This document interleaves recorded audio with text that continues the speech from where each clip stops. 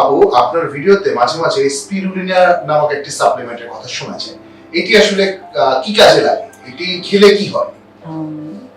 অনেক সুন্দর একটা প্রশ্ন আমরা পেয়েছি যে স্পিরুলিনাটা আসলে কেন খেতে হবে, কারা এটি খাবে, এটি কি সেফ কিনা।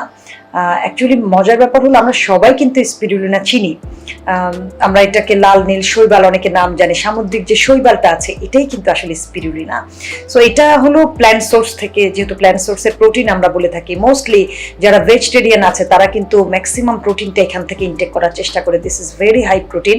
এবং যারা মাসেল বিল্ড করতে চায়, এনার্জেটিক থাকতে চায়, রোগ প্রতিরোধ ক্ষমতা বাড়াতে চায়, তাদের জন্য স্পিরুলিনা আসলেই একটা সুপার ফুড। এবং রিসেন্ট অনেকগুলো রিসার্চে অনেকগুলো বিষয় আসছে, যেমন যারা জাপান এবং কোরিয়াতে অনেকগুলো জায়গায় দেখা গেছে যে স্তন্যদায়ী মা বা অর্থাৎ জানি ব্রেস্ট ফিডিং করান, যে ব্রেস্টের মিল্ক সাফিসিয়েন্ট আকারে হয়, সেটা যারা স্পিরুলিনা কন্টিনিউ করেন, অনেকে এটাকে পাউডার আকারে সেল করেন, অনেকে ট্যাবলেট আকারে করেন।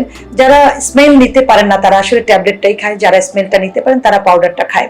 পাউডারটা সবসময় মোর দেন অর্গ্যানিক থাকে ট্যাবলেট থেকে। ট্যাবলেটই যখন করা হয় তখন একটু সিনথেটিক হয়, বাট ভালো, যেহেতু এটা প্ল্যান্ট সোর্স থেকে হয়, এটি ন্যাচারাল এবং ফ্রেশ সোর্স, এর কোনো সাইড এফেক্ট কিন্তু সাধারণত থাকে না, যদি না কারো অ্যালার্জি থাকে।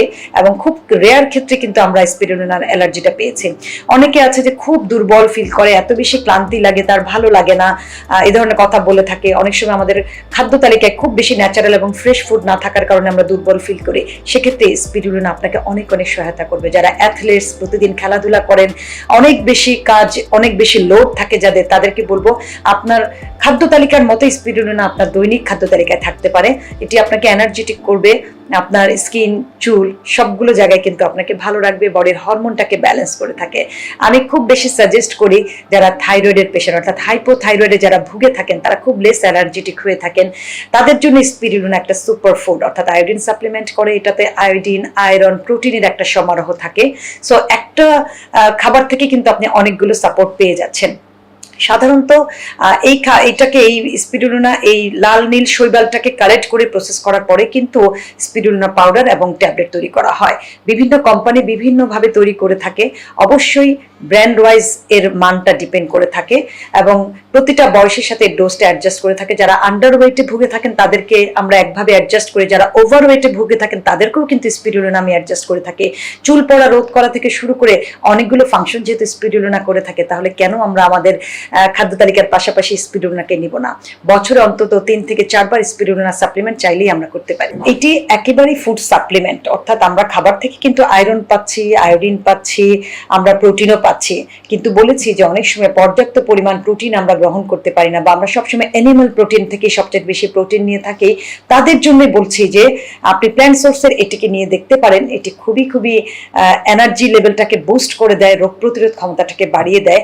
সমুদ্রের নিচে এই শৈবালটা হয়, সেজন্য এর গুণাগুণ অতুলনীয়, যেটা যারা কনজিউম করে তারা বুঝতে পারে। ইভেন আমি একটি কথাই বলবো যে শুধুমাত্র 1 টেবিল চামচ স্পিরুলিনাতে 4 গ্রাম প্রোটিন থাকে। অর্থাৎ যাদের প্রোটিন রেগুলার মাপতে পারে না তারা কিন্তু এখান থেকে মেপেই খেতে পারেন।